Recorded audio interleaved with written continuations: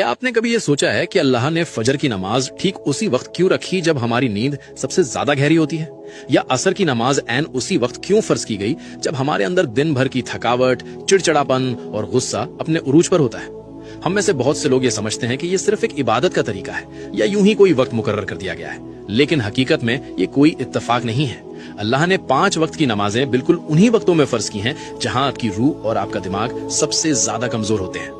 दिन की शुरुआत फजर से होती है, दुनिया से मिलने से पहले अल्लाह से मुलाकात। सुबह के वक्त आपके जिस्म में एक खास हार्मोनल बदलाव होता है जिसे medical science cortisol awakening response कहती है। ये वो वक्त है जब रिस्क अता किया जा रहा होता है और फरिश्ते अपनी ड्यूटी बदल रहे होते हैं। अगर आप इस वक्त सोते रह गए तो आपने अपने पूरे दिन की बुनियाद ही कमजोर कर दी। फिर आता है जोहर का वक्त। दिन के बीच में जब आप काम कर रहे होते हैं तो आपके जिस्म का एनर्जी लेवल गिरने लगता है, फोकस खत्म हो जाता है, दिमाग थकने लगता है और इंसान गलत फैसले करने लगता है। जोहर की नमाज आपके दिमाग के लिए अल्लाह की तरफ से एक परफेक्ट न्यूरोलॉजिकल रीसेट है। ये आपके दिमागी बोझ को खत्म करके आपकी तवज्जो को दोबारा बैलेंस करती है।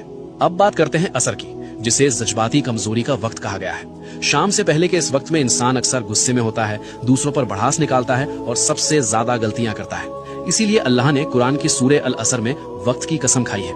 असर की नमाज एक हिफाजती रुकावट है जो आपको जज्बाती तौर पर टूटने से बचाती है। इससे पहले कि हम मगरिब और इशा के एक बहुत बड़े राज की तरफ बढ़ें, इस वीडियो को अभी अपने दोस्तों और अजीजों के साथ शेयर जरूर करें ताकि वो भी नमाज की इस खूबसूरत हकीकत को समझ सके। मगरिब, बदलते हुए लम्हों का वक्त। जब सूरज गुरूब होता है तो आपका दिमाग दिन की रफ्तार से निकलकर आराम की तरफ जाने लगता है। ये एक ऐसा ट्रांजिशन का वक्त है जिसके बारे में हमारे प्यारे नबी हजरत मोहम्मद सल्लल्लाहु अलैहि खास तौर पर तंबीह फरमाई है। जब रात दाखिल होती है तो गैब की मखलूक ज्यादा एक्टिव हो जाती है। मगरिब सिर्फ एक नमाज नहीं बल्कि अंधेरे की दहलीज पर मिलने वाली एक मजबूत हिफाजत है।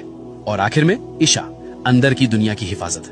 जब अंधेरा छा जाता है तो इंसान के अंदर ओवर थिंकिंग बढ़ने लगती है, दिल पर एक अजीब सा जज्बाती बोझ महसूस होता है। इस्लाम में नींद को एक छोटी मौत कहा गया है जहां आपकी रूह कब्ज की जाती है। इशा की नमाज गैब की दुनिया में दाखिल होने से पहले आपकी आखिरी हिफाजत है। याद रखिए, जब आप कोई नमाज छोड़ते हैं तो आप सिर्फ एक फर्ज नहीं छोड़ते बल्कि आप वो खास लम्हा खो देते हैं जो खालिक ने आपको संभालने और सुकून देने के लिए भेजा था। या अल्लाह हम सबको और हमारी नस्लों को 5 वक्त की नमाज कायम करने वाला बना दे। कमेंट्स में एक बार दिल से आमीन जरूर लिखें।